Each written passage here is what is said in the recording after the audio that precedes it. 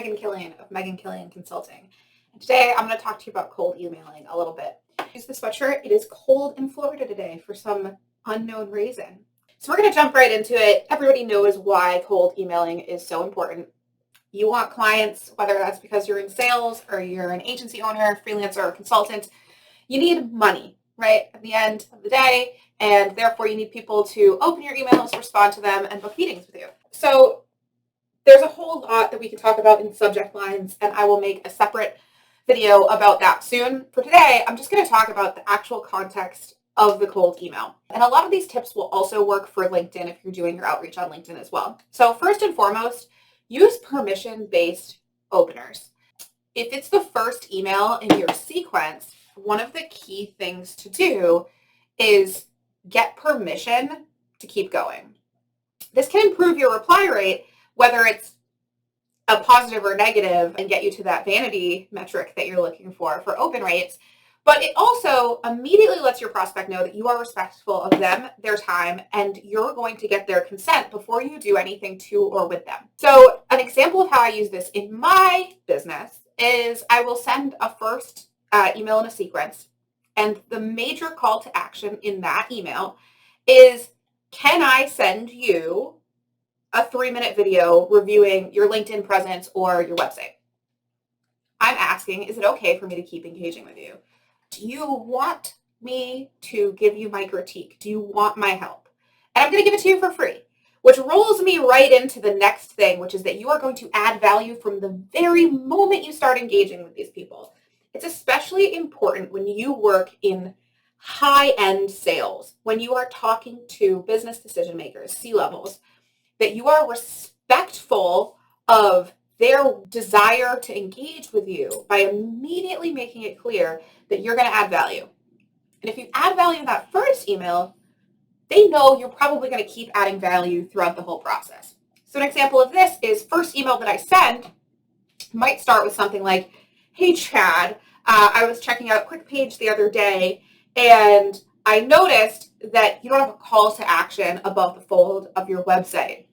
Would it be okay for me to send over a video explaining how you can get up to 10 times the amount of leads from your website by acting a clear, concise, and compelling CTA above the fold? I'm asking permission. I'm adding value. The value is that maybe he didn't know. You know, if Chad is the CEO of QuickPage, perhaps he's not looking at the website every day. And if he is looking at the website every day, he might not be a marketing guy that knows that he needs a call to action. And he may not be looking deeply at the metrics of how many leads he's getting from the website. He may not even know that his website should be generating leads for him. So we're going to do that little bit of education and roll right into it. There are a lot of other ways to add value immediately. You can share tips and tricks. You can send over something for free. Lots of opportunity in there. So that number 3 is make the customer the hero. I will tell you that if you start an email with I, you're almost always making a mistake. It's not about you. Someone who you've never interacted with, who you don't have a relationship with, they don't care about you. They don't care about your business or your methodology or your product or your services. They don't know you. So they care about them and their business. When you're talking to anyone beneath the C-suite, making them a hero means making them look good to their boss.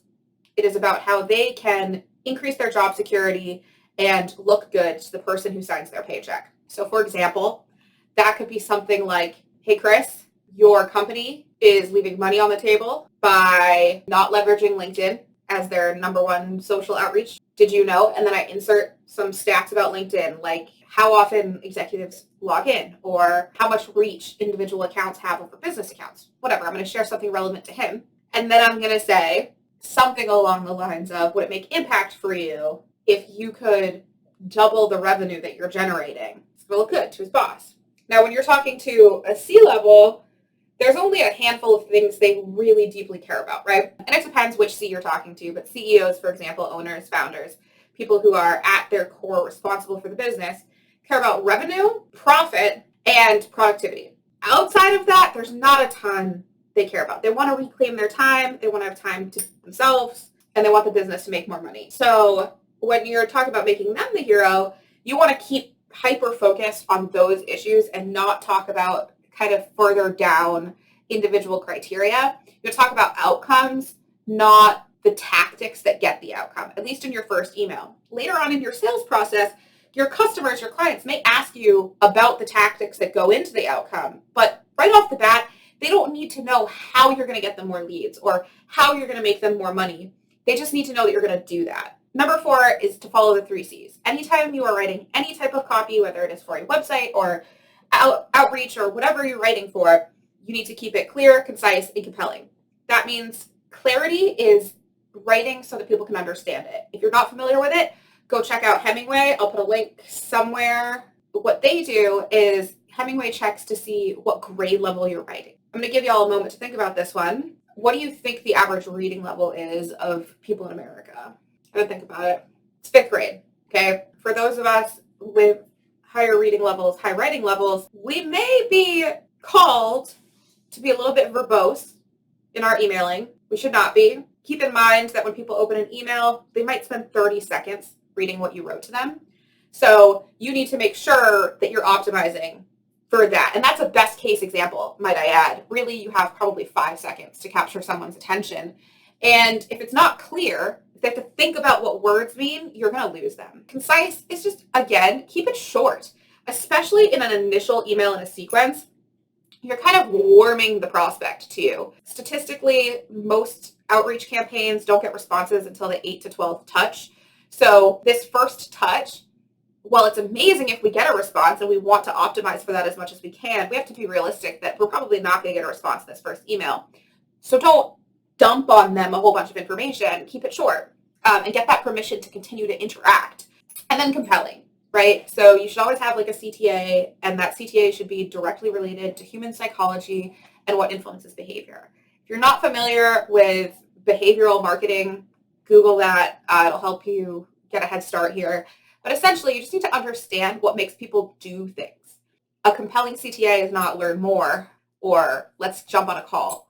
So especially early on, I see a lot of junior sales reps making this mistake where they're reaching out and the first thing they ask someone to do is jump on a 30-minute call with them. We don't know each other, and I charge $300 an hour for my time. You want me to give you $150 worth of my time? Why? That first CTA should be something like, can I send you a video? Can I review your social media presence? Would you like a case study? Or, a great one is like if you put together any type of like thought leadership content or trick content. So like for me, I have a long list of email subject lines that my clients can use to get better open rates. I might send that over. Like, hey, are your emails getting opened? If not, would you like 60 free email subject lines? And then last, just be authentic. You are a human being. The person that you are talking to is also a human being. I don't do business with robots, do you? Okay, so if you're not doing business with robots, then you need to genuinely connect with your prospects. It is okay to be yourself. And part of that means not grabbing templated emails off of the internet and inserting your crap into it. It means coming up with something that's genuine for them. I know that we all want to automate outreach and that we want to make outreach as simple as we can. And there are cases when you can't do that, but you need to make sure that you're doing as much personalization as you can.